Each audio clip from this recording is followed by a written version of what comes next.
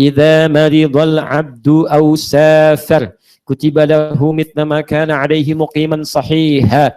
Jika ada seorang hamba punya uzur, tidak bisa menunaikan amalan rutinnya, bahkan karena sebab hanya safar saja, dia tidak mengerjakan amalan rutinnya, maka amalan rutinnya sudah dituliskan pahalanya dengan sempurna. Sempurna, Masya Allah. Antum mau berangkat dari sini ke Sydney misal, berapa jam? 10 jam, kan? Baik, pakai kendaraan darat ya, 10 jam. Antum berangkat, dan macet misalnya kan? Nah, antum berhak di situ jamak qasar. Jamak qasar, ada jamak, ada qasar, ada jamak dan qasar. Jamak dan qasar, apa perbedaannya? Satu namanya, satu jamak, kedua qasar, jelas. Kan? Yang kedua adalah hukumnya. Jamak menggabungkan dua jenis salat, qasar menyingkat salat, jamak dan qasar menggabungkan dua salat dan menyingkatnya. Zuhur 4, asar 4, antum gabungkan zuhur dengan asar. Syaratnya yang berdekatan. Ya, zuhur dengan asar. Karena zuhur sudah dapat asar, maka maghrib dekat dengan isya. Maka maghrib boleh dengan isya. Subuh dekat dengan? Tidak. Subuh nggak dekat kemana-mana. Makanya dia nggak bisa dijamak sekaligus. Ya, awas hati-hati, ini penting saya sampaikan karena pernah terjadi kasus di Garut 20 tahun yang lalu. Jadi 19 tahun yang lalu, 19 tahun karena kelas yang kedua. Ya, satu kali, kemudian ini malam Jumat kisahnya. Malam Jumat, ya ada seorang teman kami bangun luar biasa jam 2. Khusyuk, jarang-jarang sholat begitu. Sholat, tunaikan, bagus, luar biasa, selesai. Ini kisah nyata, bukan mengarang. Begitu kami ke masjid, saya pulang dari masjid, dia masih tidur. Saya pikir apa dia ke masjid apa enggak ya?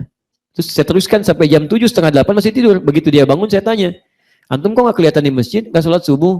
Adik-adik, saya mah sudah jamak tadi sekalian tahajud katanya. Nah ini nggak bisa, nggak bisa. Jadi nggak bisa subuh dijamak dengan sholat lainnya. Jelas ya? Di subuh terpisah, duhur dengan asar, maghrib dengan isya. Nah sekarang antum ketika akan menjamak qasar, duhur dengan asar, satukan, kemudian kurangi jadi 2. Hanya yang genap saja, yang ganjil tidak bisa. Ingat, jadi kalau antum menjamak maghrib dengan isya, maghribnya kemudian di qasar, ya isya dengan maghrib, maghribnya di qasar, kemudian isyanya di qasar, maka yang boleh dibagi 2 hanya yang genap saja. Jadi maghribnya tetap 3, isyanya 2. Jelas ya? Maghribnya tetap 3, isyanya 2. Kok bisa begitu Ustaz? Ketentuannya demikian. Jadi kalau yang ganjil itu nggak bisa dibagi 2. Nggak ada sholat 1,5. Rakaat kedua, ruku, antum salam, saya nggak ada. Tetap berlaku.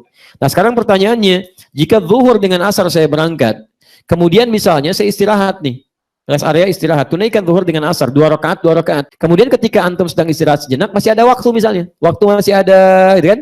Santai dan sebagainya. Ada kesempatan sholat sunnah. Masih boleh nggak mengerjakan sholat sunnah? Yang tidak angkat tangan. Yang boleh? Baik. Alhamdulillah. Antum nggak ada teman ya, sendirian. Nah, jangan terlalu soleh Pak. Nggak usah. Nggak usah dikerjakan. Kenapa? Lihat. Yang fardu aja dikurangi. Masa mau tambah dengan yang sunnah? 4 dikurangi jadi 2. Masa mau ditambah dengan yang sunnah? Nah saat Anda tidak mengerjakan yang sunnah ini, maka yang sunnah pun tetap dituliskan pahalanya sempurna. Walaupun Anda nggak kerjakan. Syaratnya Anda punya kebiasaan mengerjakan sebelumnya. Maka dituliskan pahalanya sempurna. Kalau nggak ada kebiasaan ini, yang dituliskan cuma pahala fardunya. Dituliskan 4 rakaat sempurna. Maka yang paling indah, lihat kalimat pertamanya.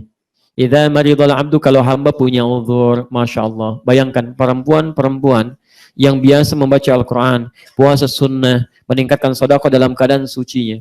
Lantas kemudian dia tiba masa haidnya, tiba kemudian masa tidak bisa baca Al-Quran, tidak menunaikan sholatnya, maka semua pahala yang dikerjakan saat sucinya diberikan tanpa dikurangi sedikit. Maka saya wasiatkan pada seluruh perempuan-perempuan muslimah, kalau sedang tiba masa sucinya, perbanyak amal saleh, baca Al-Quran, sholat sunnah, zikir dan sebagainya. Anda ketika tiba masa haid, itu semua pahala diberikan. Walaupun Anda tidak mengerjakan, sempurna pahalanya. Jadi kalau bisa, enti yang perempuan ini bagi waktu. Kalau waktu suci buat baca. Waktu haid gunakan untuk misalnya tafsirnya, belajar tajwid dan sebagainya. Itu gunakan sehingga seimbang dan pahala yang diberikan. Awas sampai hingga tiba nanti masanya, kalau sudah nanti tidak haid lagi, ya habis masa itu antum kehilangan sesuatu yang anugerah besar luar biasa. Tolong biasakan ya, dan semoga Allah berikan bimbingan. Wilayah kita walaupun sedang nggak sholat pahalanya ada, Masya Allah, belum tentu. Kalau Anda nggak biasa belum tentu.